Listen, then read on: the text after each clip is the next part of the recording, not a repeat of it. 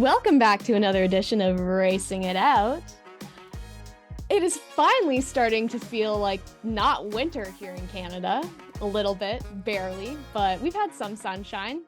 But spring in Ontario, you have some good days, you have some not so good days. I noticed that you fully pronounced racing it out as opposed to racing it out. You gonna count me on my grammar again? I know. I'm just asking. Is that I don't recall catching that previously, and it's just I listen carefully, or I try to at least when people talk. So and it's just that just struck me because I always say it's racing it out. So yeah, I think my brain is just lazy today because hardly a big deal. It's just, everyone knows the gist of it because everybody's following on Insta and Twitter and the Facebook page and everything like that. So they all understand and they know the logo and everything. So it's, it's all cool. It is racing it out, not a racing. That is my mistake. Because we don't speak exclusively about racing. Yeah.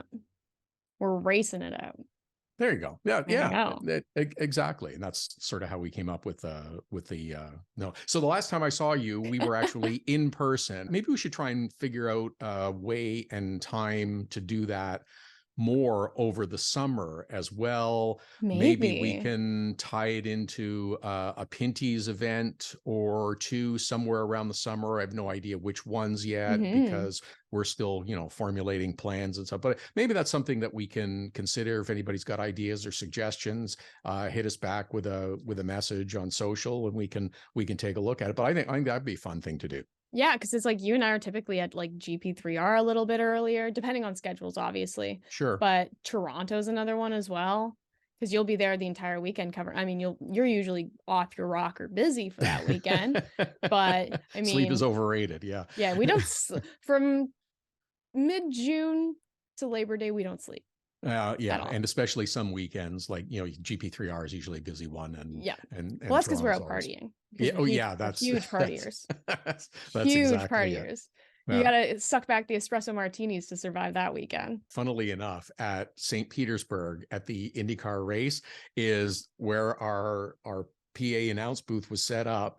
They had a coffee bar as part of it. So I had double espressos, just walk right over, bang, and it was good, and you were good to go. So yeah, it was very conveniently located from that standpoint. I wish we had those in Pinty's races. That would be great, because that's what I need. I mean, we just upgraded to an actual coffee machine last year, and that was chef's kiss. Just a nice coffee is a very good thing. So you are headed off on you're off on a little vacation, little preseason vacation before you really get busy and stuff. So is it fully recreational, just hanging, doing stuff? Are you traveling, food exploring, bit of everything? Probably food exploring. I have told my boyfriend we were going back to In-N-Out while I'm there because I think it needs a second chance, because my first chance wasn't great. And now I know to get the double, not the single.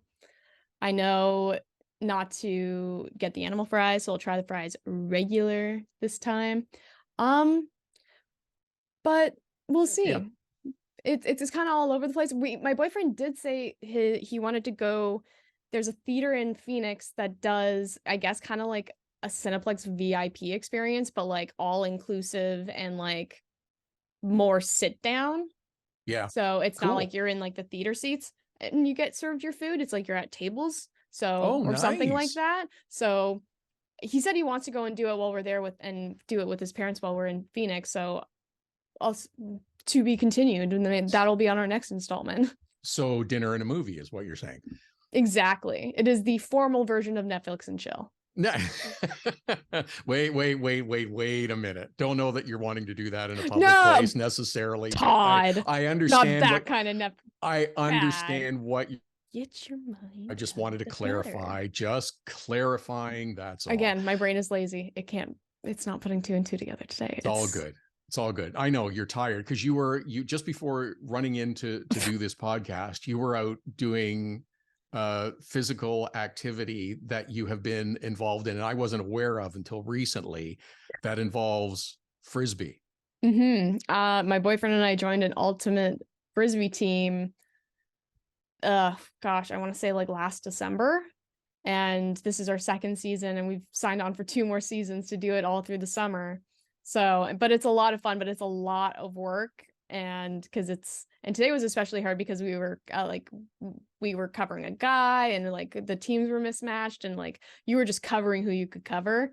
So it's a lot of running. I burn like heart rate like skyrockets during those games. So this is you're out on a field. It's like, this is not Frisbee golf. This is no. How does it work? Tell me, explain it to me in 25 words or less. Each team starts in their zones. One team starts with the Frisbee, and you toss it to your team up the field, and your goal is to get it in the other team's end zone. Right. And if it goes out, or if the other team catches it or smacks it down, it's a turnover. And they Frisbee. Go back the other way. Oh, okay. So it's kind of like football, but sort of with a basketball or hockey pace. You're immediately going back and forth. You don't have like set plays and turnovers on downs and stuff. A little bit, but you can't run with the Frisbee. Or right. Like, You've got to throw so it's like basketball. Like it's like even less than basketball. It's like if you catch that Frisbee, you stay put. You cannot stop move. And now you have to advance it again. Yeah. Okay. All right. You have to advance it by throwing it or. Gotcha. Yeah. Okay. But it's a lot of fun. I'm really enjoying it. It is. Sometimes it's a huge kick in the butt, especially when, we maybe don't have another girl sub. Mm-hmm. So you don't really get a break when it's just two girls playing, but it's all right. It's fun. Yeah. It's good, enjoyable. So, and outside, so it's not winter weather. It's, you start to get into the spring a little bit. It's in a dome. Better. Oh, even better. Yeah. So it's in a dome. So we're covered. Our next season, we got an announcement in our emails like last week that our current season's ending 2 weeks early. So they're refunding us some of our money because they want to start taking the dome down sooner than they had planned. Right. So our next season's going to be played. Our next 2 seasons are going to be played without the dome on, which means playing in the sun, which as somebody who like craves like vitamin D and sun and like being outside so much, especially in the summertime, I'm so excited for it. It's going to be, it's going to be different because you're playing against the wind and the elements and the sun. And like, it's going to be different because right now you're just, especially come like July, August, going to need it bad. Yeah. Very good. Oh, that's cool. Well, good for you. I will endeavor to find out more about this, but it sounds interesting. Sounds fun. It's sort of, a little cardio exercise without, it really being too serious an exercise thing. So that's cool. And that's what I needed. It's like I needed more physical activity that wasn't just like going to the gym and running or going outside and running. I needed something like even like volleyball for me at least is very cardio inducive because I'm like constantly on my feet. Like I'm never just like standing there waiting for the ball. I am constantly pivoting, constantly waiting to like get in there. Yeah. So. See, as opposed to me who just goes to the gym, which I parked in the wrong. I didn't park in the wrong spot. I usually park on the right-hand side going down the aisle, parked on the left again, came out after the workout, walked right by my car. It's like, wait a minute, I didn't park here. So I don't know if it's you're tired and just slipped into neutral, or it's just we're such creatures of habit and routine too. And that's what it is. I like structure. I like order. I don't necessarily like doing the same thing every day at exact the same time, but I do like structure and order. It's a bit of an opposite thing there. And that's what I've liked about having the sports is it's a monetary commitment. Like I've paid to be a part of this league and I have a set time for these games every single week that I go and I do. And it's like, yes, of course, if I'm like gone somewhere, it's like, I can't go. But it's like, I know on Wednesdays at 4 o'clock, I have to stop work, I have to go eat, and then I have to leave it by 5 o'clock, and then I go play for an hour and I come back and I have the whole rest of my night. So I like your routine. So yeah, it's like I like that routine, I like that order. Whereas it's like forcing myself to go to the gym is kind of like I'm finding it really hard recently. It is.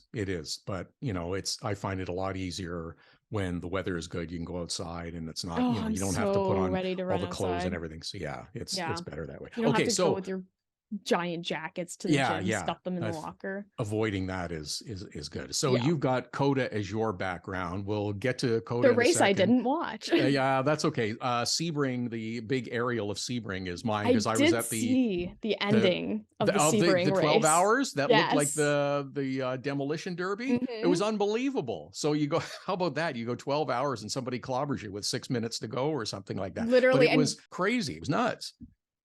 I was at a St. Patrick's Day party and my friend Steven came up and was like, did you see the end to the Sebring race? I'm like, no, I've been here drinking. I'm like, why would I watch the Sebring race? And he showed it to me and I'm like, did that guy just drive through the grass to first and take out first and second? But it wasn't watching it a bunch of times. It was, you know what? It's you've been racing for 11 hours and 45 minutes. You're down to the short strokes. It was guys racing for the same bit of asphalt, and it just happens sometimes. And it's unfortunate, but that is kind of the way it played out. Unlike the end of the race at COTA for the Cup Series, where it seemed as though it was a big problem for these guys to drive through turn one, the left-hander, without two or three of them smashing into one another. And you have to go, oh, well, let's throw the yellow and let's have another green, white checker attempt. And at that point, they did this three times.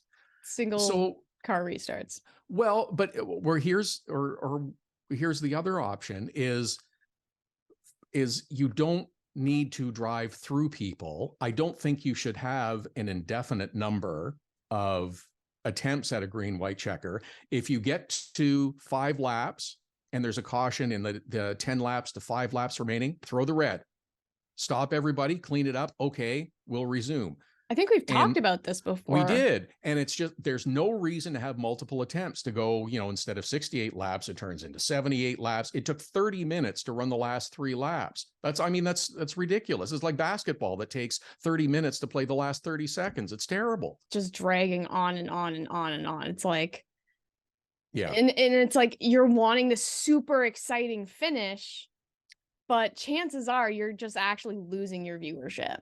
Oh, well, and you're right. I think it drags on too long. People give up, and it's just, you don't have the patience for it. You did have a dramatic finish eventually that Tyler Reddick won, and Kurt Busch, who happened to be in the announce booth as the guest analyst for the weekend, he was pretty choked up and pretty emotional as they were talking about coming to the end of the race. Online bitching and complaining that, oh, if you're an analyst or someone in the booth, you can't be biased and show your opinions and blah blah blah blah. It's like, if you're a full-time journalist and your job is to sit there and be impartial and call the race, yes, you can't have opinion. But you are a guest analyst there to add color and their experience and thoughts into the race. Yeah, their car wins, they're going to jump up and down. Like Tony Stewart's done it before when Stewart Haas wins, and he's an actual analyst. Absolutely right. Impartiality does not mean a lack of emotion.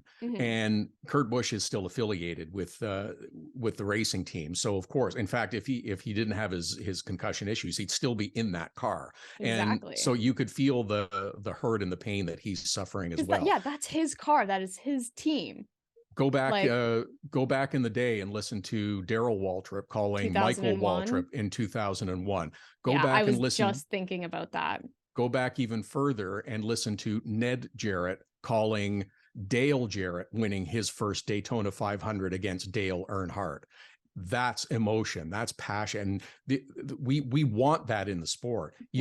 And Kurt Busch is not, as you mentioned, a full-time journalist. He's not going to be 100% impartial, nor should he be. He has a vested interest. I don't want him to be impartial. I want that experience. I want that emotion and that excitement. It's like, I don't want him to come in and be like, I guess this other guy. It's like, no, I know who you're cheering for. It's gonna be the 2311 racing team, and specifically the 45. Like, he probably would have been just as excited if Bubba had won. Of course. The fact that it was his car, his team that won it, it's like, You don't think that's a big deal with emotion? Yeah, you're darn right it is. Yeah, so, you're but lucky to have him in the booth for that. We want to have emotion and passion in drivers and in telecasts and broadcasts and live stream events. Sometimes your emotions get the better of you, though, such as, how shall I say, Josh Williams parking his car at the stripe in Atlanta a couple of weeks ago. And you know what? A lot of funny things happened out of it.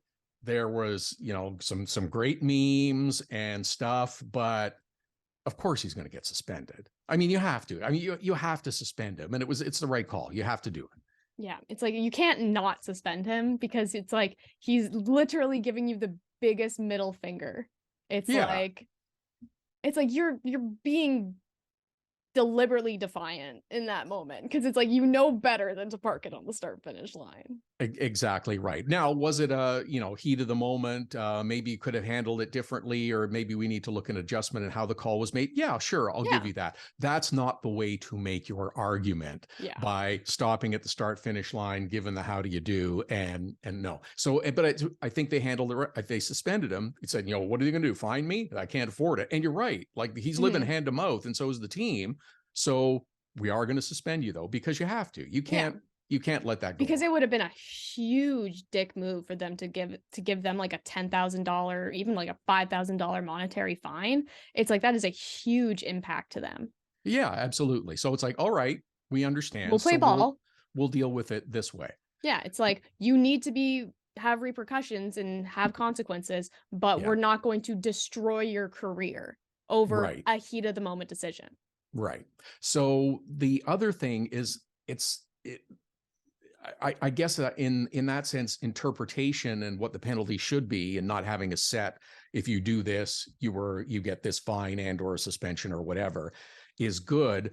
But I find it interesting that cars that had parts that weren't necessarily approved at COTA from Team Hendrick were first really slapped with a big penalty in terms of crew chiefs getting suspended, $100,000 fines, and a big points deduction. Multiple points deduction. I think it was 100 points per driver, and then 10 playoff points to William Byron. But the points were reinstated after the appeal, which I find to be curious. It's like, well, we acknowledge that you went against the rules and broke the rules, but we'll fine you, we'll get rid of your crew chiefs, but we'll give you your championship points back. I don't necessarily think that's right, but here's a theory. He has a theory. Those parts were found before the race and replaced. So they didn't race with them. And maybe that's the reason why. That would make sense of like they tried pushing the envelope. Sure. Got caught. You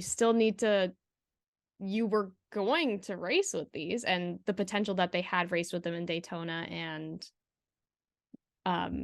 Vegas.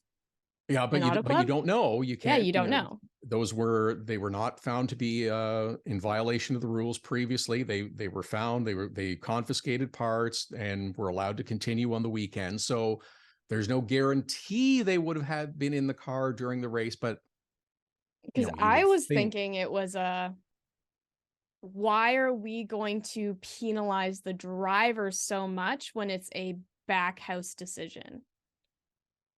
Because, I mean, correct me if I'm wrong, but Alex Bowman does not have any say in what parts go on that car. No, and you're right. That's but that's always the case, though. That's the driver and team always gets penalized because they're the beneficiary of any rules infraction and like if the lug nut's not on. Right. So you do have to be a rule. Have some sort of responsibility. I will give you that, but it's just because they weren't in the race is my thinking as to maybe why they weren't. But we don't know because they never gave us a reason.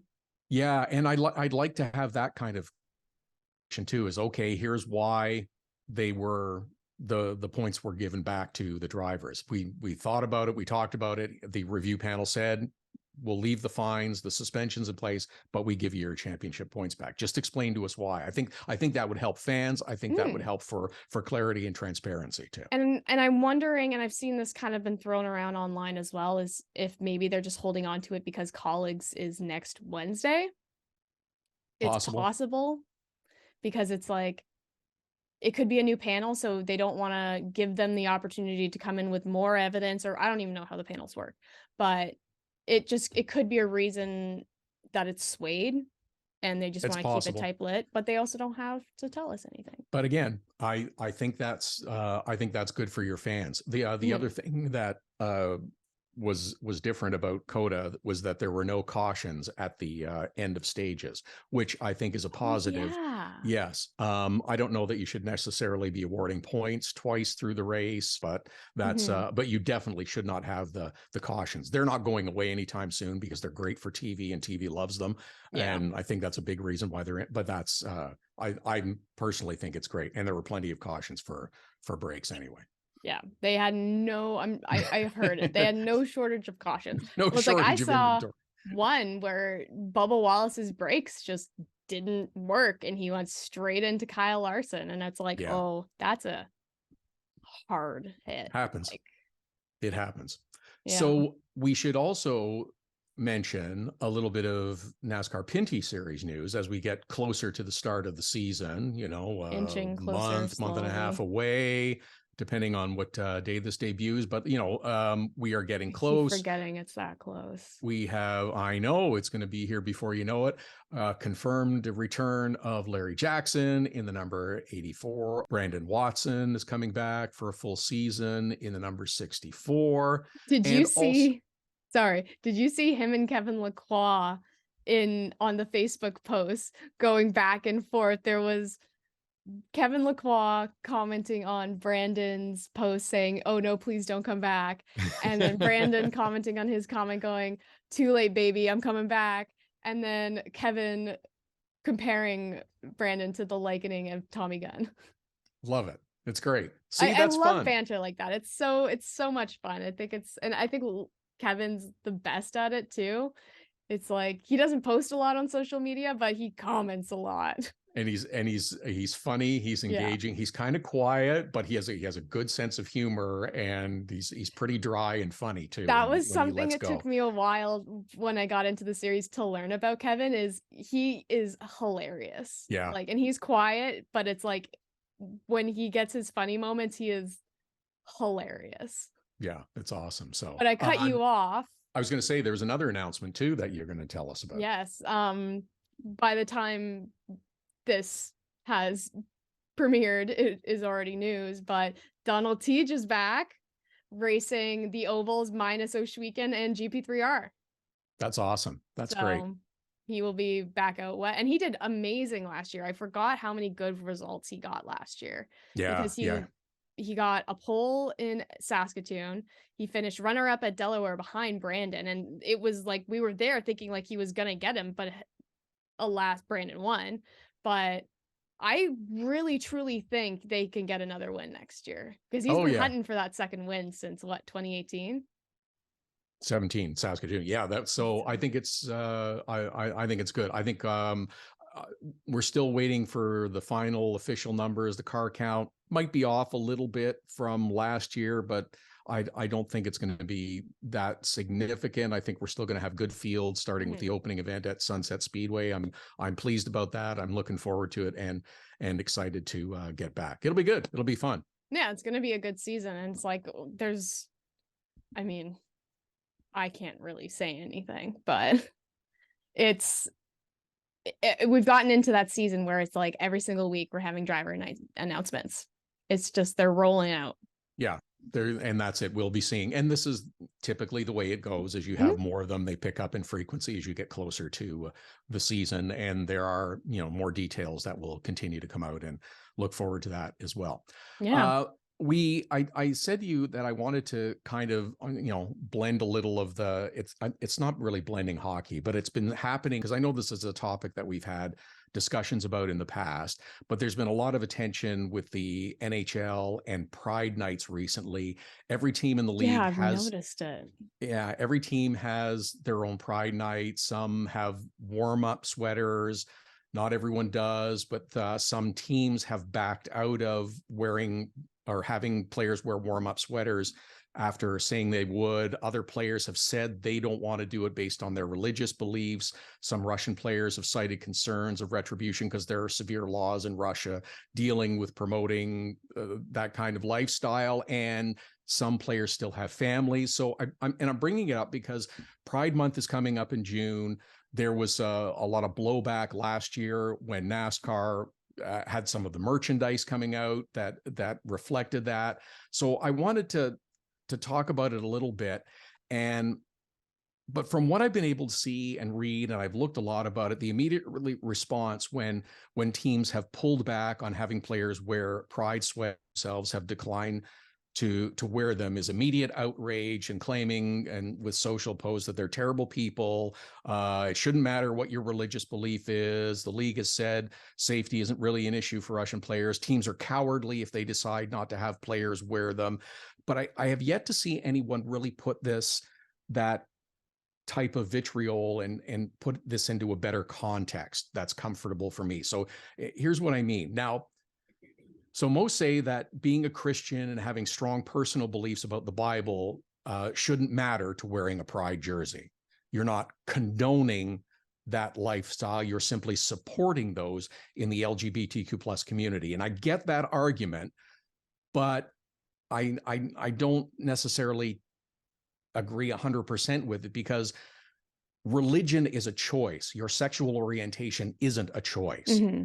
So no one has asked any of the players who declined to wear pride sweaters if they would decline to promoting racial inclusion. For instance, if you're having a night celebrating Black or African American or Afro-Canadian or Hispanic nights at your arena, your race is not your choice. It's who you are. And if you decline to wear a piece of clothing promoting racial equality, then you're prejudiced and a bigot and should be slandered. Mm-hmm. So that's the difficult part that I have with all this. I mean, if you're Christian or Catholic and you want to have a night, you'll wear, I suspect, a jersey promoting that. But what about Jewish players? Should they be forced to or slighted if they're not immediately participating in it? So it's not quite the cut and dried argument in every way. But I also wanted to take the time to say that I'm curious to see how NASCAR approaches this. Mm-hmm. The merch last year was great, and I hope we get to see more of it again this year. I suspect, unfortunately, the league, the NHL, is going to wind up scaling back this sort of celebrations. I suspect they will. It'll be much quieter and toned down because they just don't want the blowback. So I also wanted to conclude by saying this. If you are a member of the LGBTQ plus community, know that you are important. You are welcome here on this podcast and by many others in this community. Same also goes for any ethnic or religious group as well. We are welcoming and we want to include as many people as possible. So I understand everyone's a bit upset and frustrated by it, but let's approach it as, let's figure out the best way forward. If someone is opting not to wear a sweater or a uniform or whatever, celebrating and promoting inclusion, take the time to ask them why and have the discussion with them. Don't just try to rip them a new one. That doesn't mm-hmm. solve anything. That doesn't move us forward. Let's have a discussion. Okay, if you feel a certain way, let's discuss why. And it's okay to agree to disagree at times too. It's having the conversation and moving the discussion forward is the objective here. Right, because a lot of the times there's potentially just a lack of education and a lack of knowledge around a lot of those things. It's like when you mentioned like sexual orientation is not a choice. I know mm-hmm. a lot of people that grew up in Catholicism and Christianity that don't believe that. Sure. It's like they believe it's a choice, and it's like, well, did you choose to love a man? No. It's not a choice. It is the way you are and the way you were born. And that's why I tried to compare it to race. It's like, again, it's a you don't really good choose your comparison. race, as opposed to, you can choose your belief system of whatever religion or something. So that was, and that was why I've seen some people coming in and being like, well, you don't choose your belief system or your religion. It's like, I was born, like, you're born whatever way, and yes, your parents choose and can choose your religion for you. You don't have to grow up following that religion. I know plenty of people that grew up Catholic or Christian or whatever and took on Buddhism or Muslim. How many people have changed their religion to accommodate a partner or spouse? I mean, it happens, and it doesn't. Yeah, so many that's why I don't think the comparison is valid, and that's why it's like we need to change conversation a little bit. So I hope that we're doing that and trying to push that kind of conversation forward in that manner. So I think that's a much better way to look at it. Next time I hear someone going, "It's a choice," I'm going to be like, I'm going to use your defense. No, it's not. Yeah. And, and beliefs change and evolve over time too. I mean, throughout your life. I mean, I don't necessarily feel the way I do about issues now as I did 10, 20, 30, 40 years ago. Well, even for me in high school, I was like Bible camp, Bible study, like all the way. And even a period of time in college, I was like finding my religion again, and I was going back to it, and it felt like I was forcing it. It didn't feel authentic, and it's okay. I love that word, authentic. Be authentic, be yourself in whatever it is you're choosing, whether it's your sexuality, your religious beliefs, your life choices. Be authentic, be your authentic self. And I think that's a good way to approach it. So good. Thanks for having that important discussion, and hopefully it spurs a few other people to have it. I am excited to see what NASCAR does, because NASCAR is on an up and up trend with it, and they're not only welcoming LGBTQ plus people into the community, but they're using the existing LGBTQ plus members and drivers and people in the sport to push that messaging, which I love. I absolutely love it. Yeah. So let's hear for more of that. Okay. As we get towards the end of this edition of the Racin It Out podcast, we haven't really talked about food, but I'll sort of take it in a direction, because there was something we were going to do previously that we forgot about. And that was super cold remedies, because both of us have gone through it and kind of had sniffles and losing voices and sore throats and all the rest of it. And I swear by Lipton chicken noodle soup, the kind that comes in the dry, and for whatever reason, it is magic in that little pouch. You eat some of that, and I find it accelerates the process and really makes me feel better. I don't know what's in it. I don't know. It's magic as far as I don't know what it is either. And I'm saying this having literally had it today on Todd's recommendation, and it cleared my nose up for like an hour, 2 hours straight. I don't know what it was, but it felt homey. It felt good. It was like, oh man, like I feel sick. I want some soup. I take that soup. Oh, it was great. For me, the big one is emergency. Yeah. The emergency packets. I have heard of that. I recall trying it once or twice. I find that whatever it is, maybe it's, psychological by now too, partly is, but that chicken soup, for me, it is absolutely the best thing. Tried, trued, and tested. Works for me every time. So there's the recommendation. If you get one of those late season or spring colds or something like that, which it's been going around a lot. I like every single week I hear of a friend being like, I'm sick, but it's not COVID. And it's like, welcome to post-pandemic weakened immune system life, man. Hey, but you know what? Keep washing your hands, wear masks. It helps. And, be smart about stuff like that. So I don't mind having a little distance between me and people in standing in line or in crowds and stuff like that too. So exactly. The disclaimer this week: the thoughts, ideas, viewpoints, and discussion points on the Racin It Out podcast are those of Todd and Caitlin, and not necessarily those of their employers. Be that NASCAR on TSN, Fuel Media Lab, IndyCar, Green Savory, anybody else that we may at some point have worked with, be it in a part-time or full-time capacity, or someone that who we have no idea of in the future also work for. It's us and no one else. That one was perfect. It was beautiful, Todd. Oh, there you go. Look at you go. Yeah, I've had a pretty good amount of practice on this. What, We're getting close to the season. Let's go. This is our 20th episode. Oh, congratulations. I just remembered that.